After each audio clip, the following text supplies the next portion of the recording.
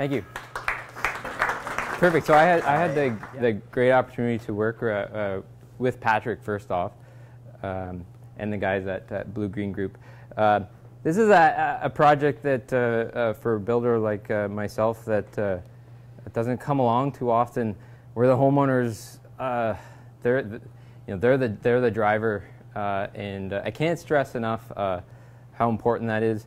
We do custom houses, and a lot of times I'm trying to convince people that we should do something for efficiency, and it's not an easy sell.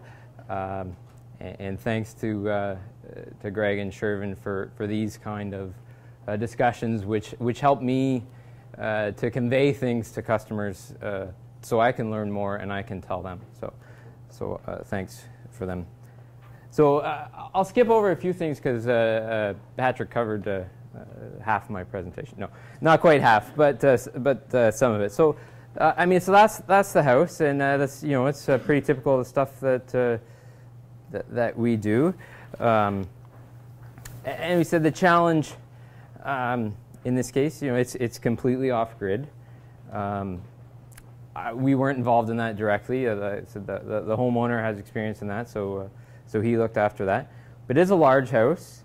As Patrick said, 3,300 square feet with the basement, and there's a busy family of 5 with the expectation that you know, you can do everything that everyone else can do in your house. It's not a weekend cabin, or it's that doesn't have a big usage. Designed to look like a typical Ontario farmhouse, and like you said, that the site location and the style were not optimal. And actually, the site location, as well as being, you know, we wanted to look at the river valley and wanted, you know, to, when you're driving up, that you look at the house and you're like, wow, it's always been there. You know, it's not like something we just built. You know, the various, like Saugeen Valley Conservation Authority dictated, you know, where we could sit the house. So we didn't even have the options of moving it if we wanted to. And then, so this passive house stuff, I'd done a lead house, heard a passive house. So this is a bit new for me as well. So this is the barn, and you can see I put it in there because you can see the wind turbine. It's pretty neat. It's pretty quiet, and just shows we're on a 50-acre lot, lots of room, but the site constrictions were there.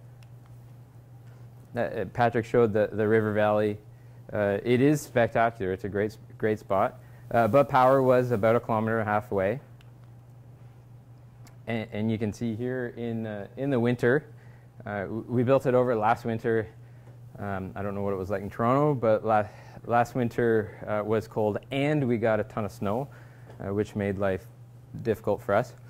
And the thing I found funny when I looked at that picture, you can see the high voltage line in the back, and that's actually closer to the house than the regular line voltage was. So just a quirky thing. So I don't have the skills of Patrick to do as nice a picture, so I hand drew mine. And he explained the envelope stuff pretty well. So there's a few different things that we weren't used to. So that SIP wall, the floor systems were all inside of that, which at first I thought was not that big a deal, until we actually started getting to put it together, which turned out to be a little more interesting. Luckily, my framer still talks to me, but it took a little bit of work. The other thing about SIPs, which I've worked with SIPs on a couple projects, they're great. I like them. Every time I build a house with SIPs, I'm always surprised about how much dimensional lumber I do end up using in them. And that's just a function of, you know, we don't want the house to fall down. But it is surprising. We have used Nudura ICF. I live in an ICF house right now. For basements, I think they're great. They offer lots of advantages. I've kind of shied away from them for above grade work, mostly because where we are, we have a more limited skill set, I guess. Not as many guys are used to using them. So so we found that it's easier to stick to some more traditional things, and I'll talk a little bit about that at the end. So I wanted to focus on the challenges that we had building the house. You can see here the SIP panels, and I don't know how far I can take that. Anyway, you can see some of the structural elements that that we were trying to get rid of in adding the extra foam. There is 3 major point loads. You can kind of see 3 beams sticking up through the SIPs, posts, I guess, not beams, that we were concerned about. I wasn't that concerned about them at first. Patrick seemed really concerned about them. So I became more concerned about them. But that's a little bit of a challenge, just working with the beams and getting my framers between where, so that we have these preset in the right spots. It's not like you drop the trusses on after and you throw a few extra pieces in. So it just took a little more work on site, I guess. The other factor, so we use these 12-inch or 12-foot, SIP panels. We laid our plate down, had to drop the SIP panel onto the plate, then try to bang that into the other 12-foot high, 8 1/4 inch thick SIP panel. And if you want to watch framers swear, that's a good thing to ask them to do. It was tough and a lot more labor intensive than we initially anticipated. I'd never worked with a SIP panel that thick before. We had worked with the 6-inch panels, and they were surprisingly more difficult to work with. As well on the SIP panels, we had the 12-foot high panels, and then a 4-foot knee wall panel. So we have that band of dimensional lumber running pretty much around the whole house. And there's just no way to get rid of it. Maybe someone has a better way to get rid of it. But so that's one of the reasons for the exterior and interior insulation. Actually, the other difficult thing, I can go back to that, was when we had to lay the floor in first on the main floor before we dropped those panels in. So we had our floor framing as well, compounding that in the way of trying to drop those panels down. So it really was a little bit of a work and frustration, but it turned out well. The next time I will develop some strategies that are maybe a little less labor intensive. Sorry, backwards there. So then, you can see rough framing done. It's not much different than a typical house, other than a few details that I'll get into on a couple next slides. So same thing, foam, and more foam. There's a lot of foam in the house. It's a thick wall. Part of the double layer, we did a double layer of 3/4 inch, and that was initially we were going to just use one layer, and then on the detail Patrick showed to lap over the other foundation, we went to 2 layers. And again, one of the learnings is that anytime we have to go around the house again, it really costs a lot more money than I anticipated, and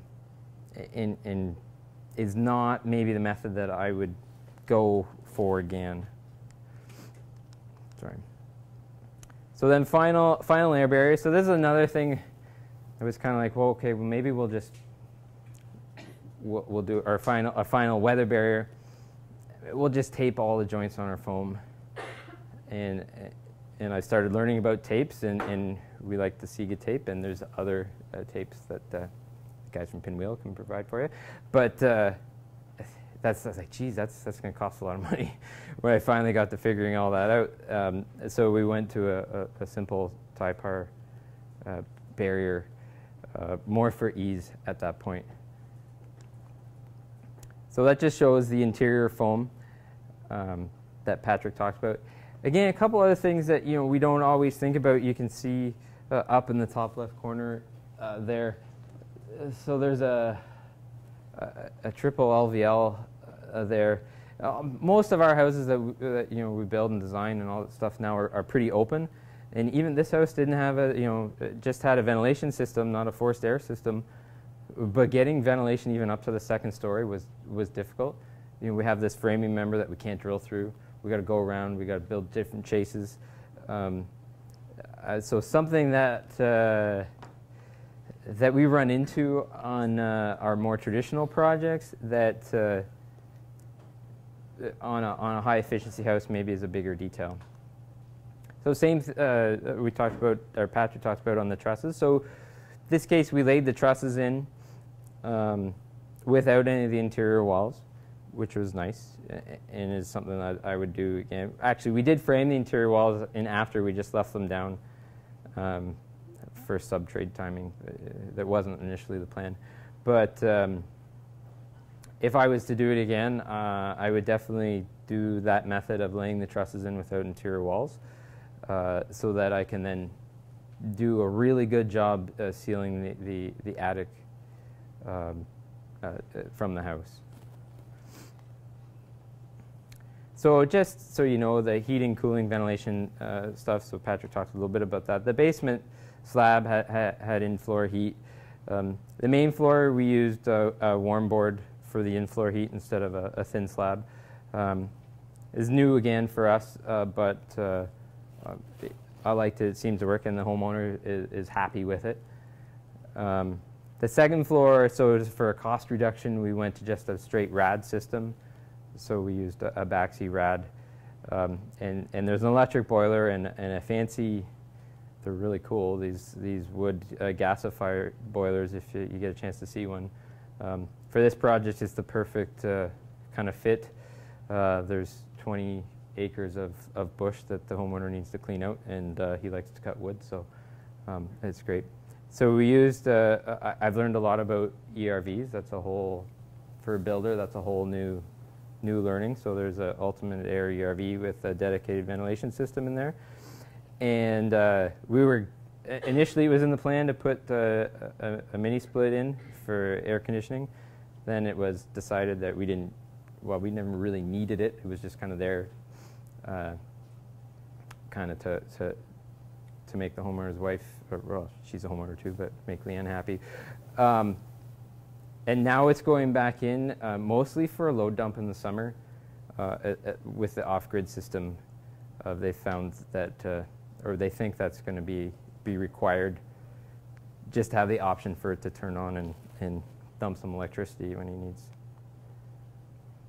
So the fireplace, that was our construction heater last year. That's what we used to heat the house during construction. It actually worked pretty well. The fireplace was a big bone of contention. It was a requirement from the homeowner.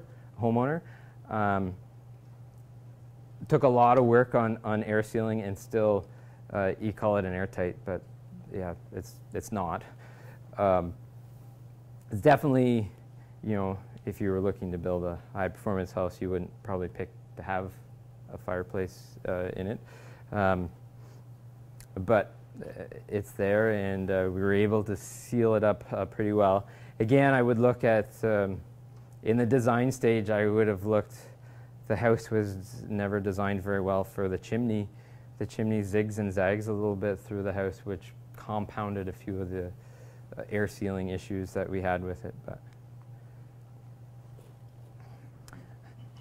so this little inverted hip, you look at a plan and it wasn't really on the section, didn't show up on any of the sections of the plan, and then we get to framing it and you're looking at it and you're going, ah. And there's 3 of them, and if there's any real contractor, builder people here, they're inverted, not inverted, they're offset. There's 2 in one section and 1 and the exterior wall in the other, and they're offset. And man, was that tough. Way more difficult than I ever, well, I mean, I didn't pick it up on the plan, and when I got to it, it was really difficult. You've to not just have a big, huge pile of wood in those sections, and still have something that that the drywaller can screw stuff to. So a little detail that that ate up days of time and work. What I learned, or what we learned, yeah, we can build a large, traditional-looking, super energy efficient house. It takes some work and some learning, but it's not impossible. It's not that difficult. I'm not sure exactly how to be cost competitive. Like I said at the beginning, this house, the client was, I want this house to be super efficient, above all things. So I'm still thinking about that, and these sessions are a great help. I am becoming a big fan of some kind of thick exterior insulation layer and an interior, not as important layer for the mechanical guys and the other subcontractors to run their stuff through. Then they don't have to mess with my air sealing stuff as little as possible. Fireplaces and chimneys suck.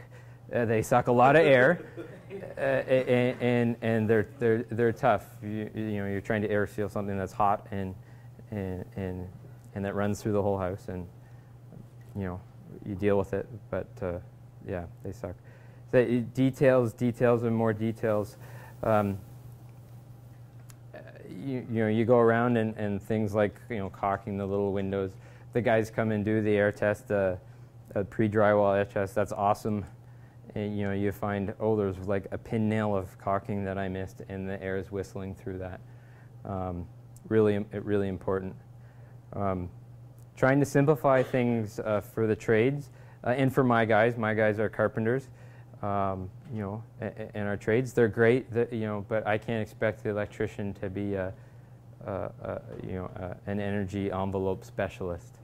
So the easier I can make it for them, the better. And same for my guys. The more I can make it that the details are easy. That's why I think tapes are great. Guys are used to it. They know how to use tapes and those kind of things. It's not foreign. Like even the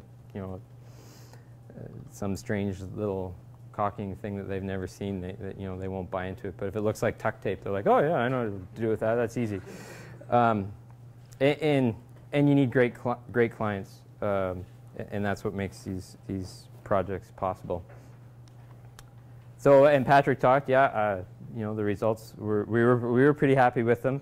Like I said, the big mistakes were the fireplace. In a small thing, there's a cold room. They want to have a vegetable garden eventually and put the stuff in the cold room. And we put an insulated door on it, but it's not as good as the doors we put on the outside of the house. I don't know why we didn't put as good a door on it. We just got missed in this. We ordered the doors, and that door showed up, and that's the one that went in. So we probably would have changed that. The off-grid system, which could be a whole different talk, is working. And working well, but I think batteries are kind of their own separate science, and everyone's happy. And so I also threw in some pictures because, we liked. I would, if I had my choice, I'd build super insulated houses all the time. But I want them to look. I want them to look great. Someone once said that at a talk I was at, said, a house has to. If the house doesn't look great, then who's going to look after it? And then, forget efficiency. So we're pretty proud of it. So, quickly I'll throw a few pictures up. And it looks like, any other house. There's our fireplace in the basement, finished. So, and the bedroom with one of the inverted hips. Super fun. Thanks.